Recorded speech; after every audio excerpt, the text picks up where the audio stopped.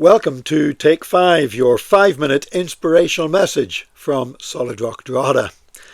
I'm Nick Park, and I've been sharing over the last couple of days about the World Happiness Report, that survey of all the countries of the world to determine which are the happiest and which are the unhappiest. And we mentioned Finland. Finland, for 8 years running, has been voted as the most happiest country in the world, that Afghanistan is the most unhappy, and that our own nation of Ireland is getting happier. We've gone up a couple of places from 17th to 15th. Now, what about our neighbours? Our neighbours across the Irish Sea in the United Kingdom? Well, they're the 24th happiest nation in the world, and just behind them is the United States, who are the 25th happiest nation in the world, which some of us might find surprising, given that so many people over the years have wanted to emigrate to the United States and seen it as a place that they want to go to.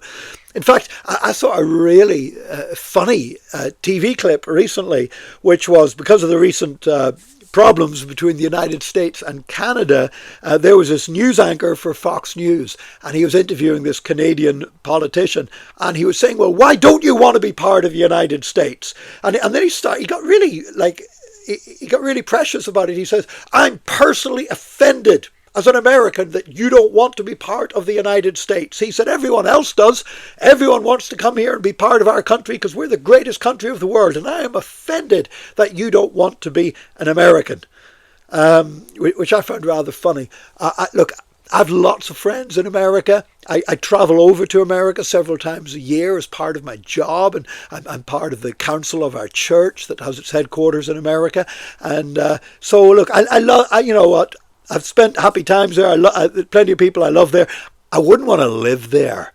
There's no way in a million years I would want to live in the United States. I'm much, much happier living in Ireland. But I would have thought that it would have been higher up on the happiness index than 25th place.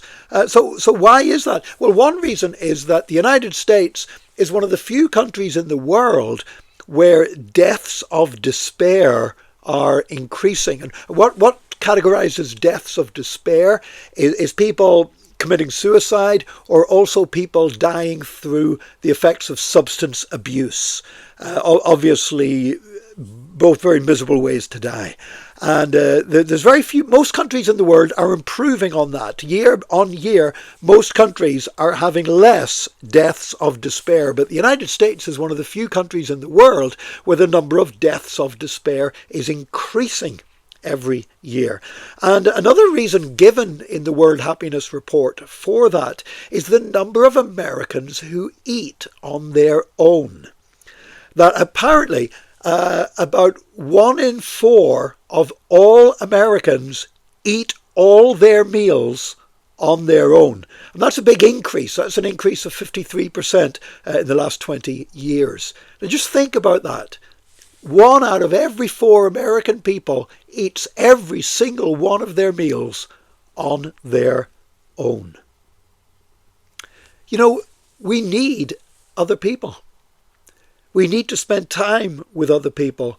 And actually, one of the best ways you get to know people and you get to fellowship with them and you open up with them and have a good time with them is when you eat together. You know, it's no accident that in the Old Testament, when they went to worship in the temple, they prayed, they sang, they did all those things, but they ate together. In fact, when they brought their sacrifices and they would offer their sacrifices on the altar, they would get some of the meat back from their sacrifices, and they would sit down in the temple courts and they would all sit round a table together and they would eat together. And that's why the Bible portrays heaven as the marriage supper of the Lamb. It's like a party where everyone sat round a big table and having a great time together. You know, when I wanted to get to know Janice, when I was dating her before she became my wife, how did we do that? Well, mostly we went out for meals together. Sometimes we went to a show or something like that, but we always went and had something to eat together.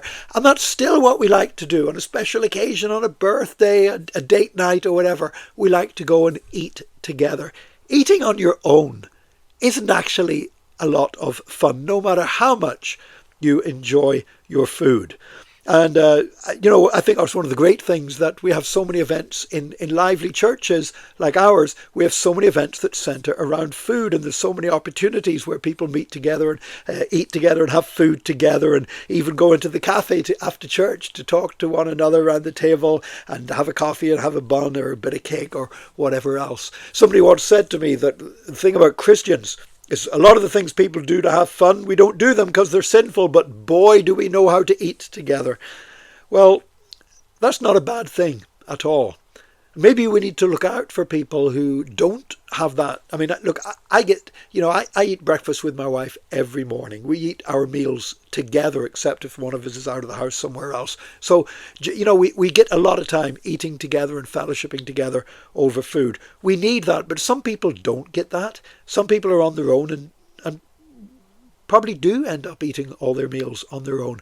So if you have the opportunity, why don't you just open your table up to a few more people a little bit more often, and let's take the opportunities we have to fellowship together, because you know what, you're getting happier and you're making those around you happier as well when you do that, and that's a good thing to have as part of the life of the church. May God bless you today. Join us again tomorrow for another Take 5, your 5-minute inspirational message from Solid Rock Drogheda.